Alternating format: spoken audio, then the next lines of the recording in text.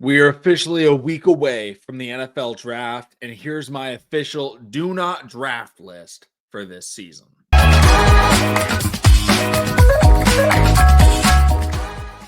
What's going on, everybody? Welcome back to TTB Ravens Media, bringing Ravens content every single day. If you want to see that daily Ravens content, make sure to hit the subscribe button down below. Hit the notification bell as well if you want to get notified every single time I put a brand new video.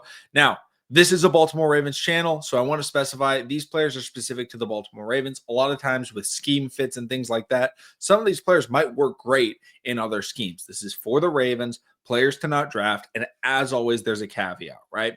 Let's say I'm not saying this, but let's say I think Ashton Jeanty, don't draft him at where it's currently being mocked. If Ashton Jeanty is available in the second round, yeah, you draft him, okay? I think you should draft Ashton Jeanty top 10. I'm not saying that, but this is where they're currently being projected based on Tankathon. Tankathon's a conglomerate of different mock drafts of where people think other players are going to go.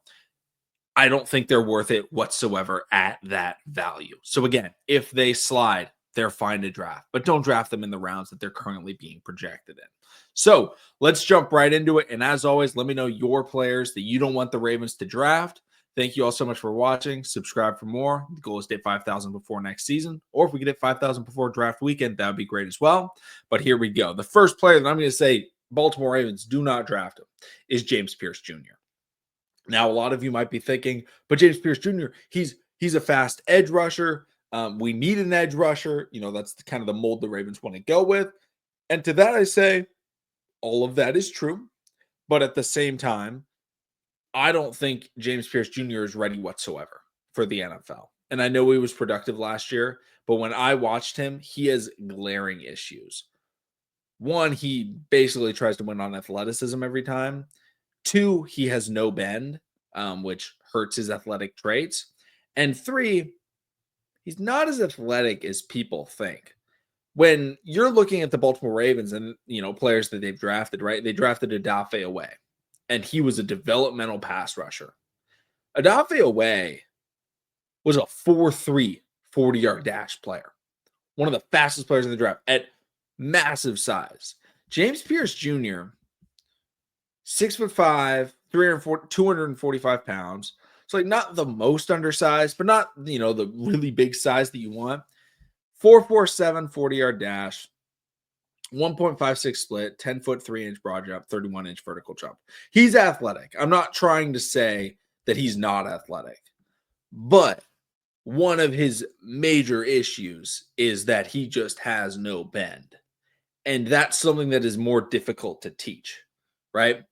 You look at undersized players, you look at players that are a little bit of the, you know, shorter arms and things like that, and you kind of want them to go out there and be able to at least bend around the guy.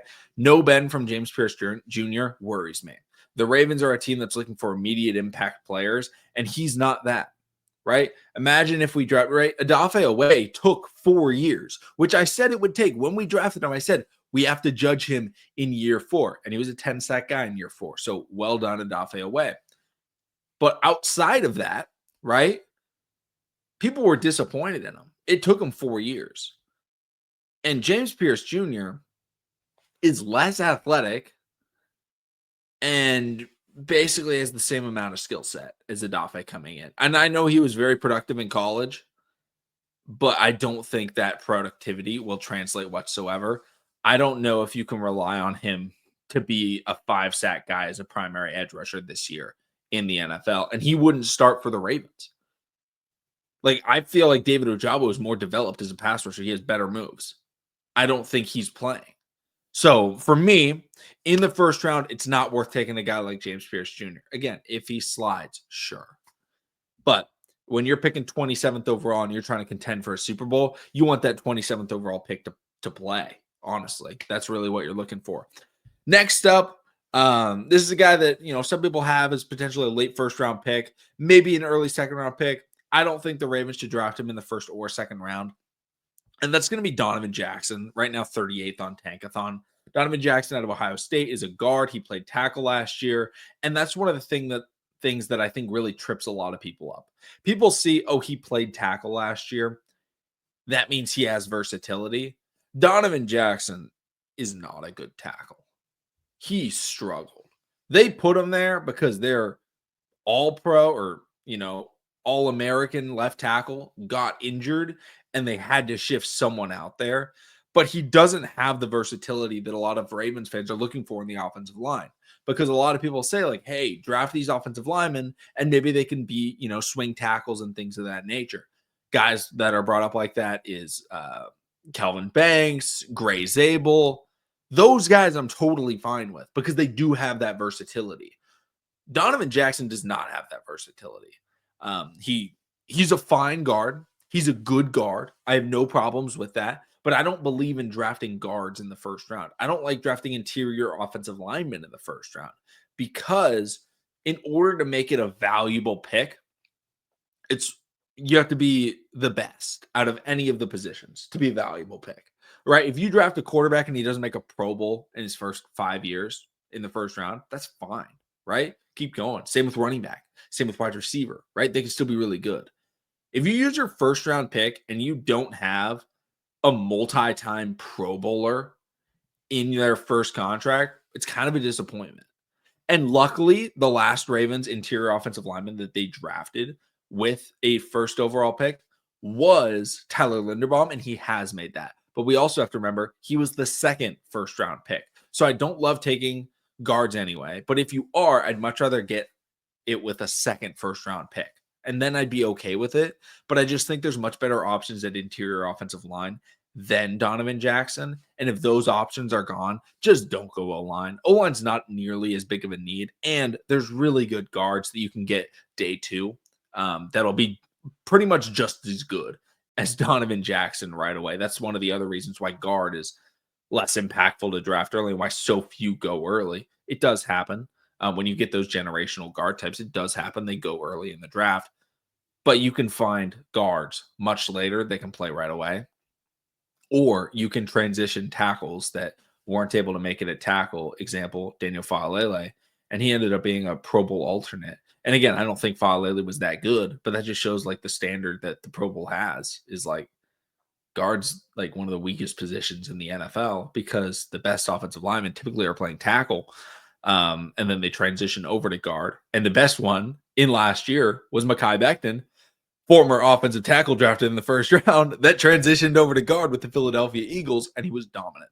So I don't love drafting guards that can't play tackle. I'd much rather draft a tackle early and switch him to guard for the first couple of years in his career while we wait for Ronnie Stanley or Roger Rosengarten to, figure out where he's going to go next. Next up, I've got a plethora of players. These are positions. I don't think the Baltimore Ravens in the first 4 rounds, where I believe they have 5 picks through the first 4 rounds, 2 in the 4th round, 1 in 1 through 3.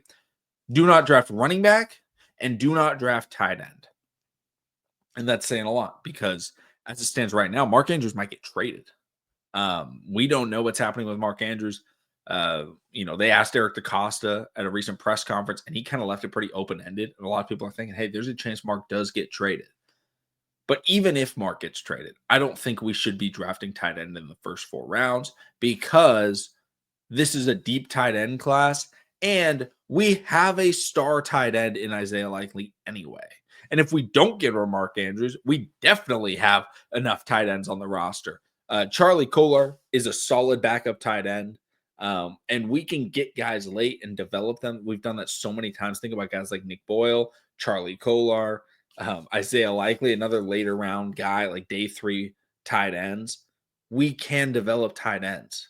So why waste early picks on guys that we don't need a star tight end? We need contributing tight ends. You can get those in the 5th round, like an Aronde Gadsden, maybe a Thomas Fidone.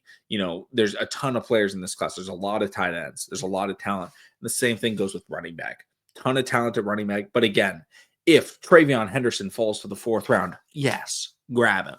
If one of those 2nd round running backs, because this is a terrific draft class, if they fall to the 4th round, I'm fine with it. But I don't think we should use a 2nd round pick on a 2nd round running back.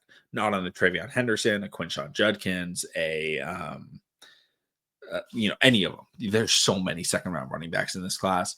Same with the 3rd round, same with the 4th round. I think if you're going to draft a running back, which I don't necessarily think we have to do, but if you don't feel very confident in Rasheen Ali, then draft a running back, but draft him round 5. There's so many good running backs there's so many draftable running backs in this class, like 20 plus. Almost every team's going to be able to draft a contributing running back this year. Just draft them later. There's so many of them. You're going to get one, and you can get a speed back, you can get a pass catching back, you can get a power back, you can get a pass blocking back. At literally every possible running back that you could possibly imagine, they are in this draft class. That's how stacked it is. So I don't think you should draft running back or tight end early. But those are my kind of thoughts right now. I think you could go receiver. You can go with any of the receivers that are first round guys. Not necessarily that some guys are, all the other players in the draft are great picks. There's certain players that I would rather not draft, but those are just my two. Don't draft these guys. And I get it. If you drafted James Pierce, I see what the vision is. Like, hey, we kind of developed a Dafe. Can we develop James Pierce Jr.? Well, you got to get him that bend. You got to get him a little bit more of a pass rush bag. It just won't happen right away. And I'm going to be a little bit disappointed if that does happen. Let me know in the comment section down below your thoughts, your opinions. Thank you all so much. Subscribe for more, and I'll see all of you again tomorrow.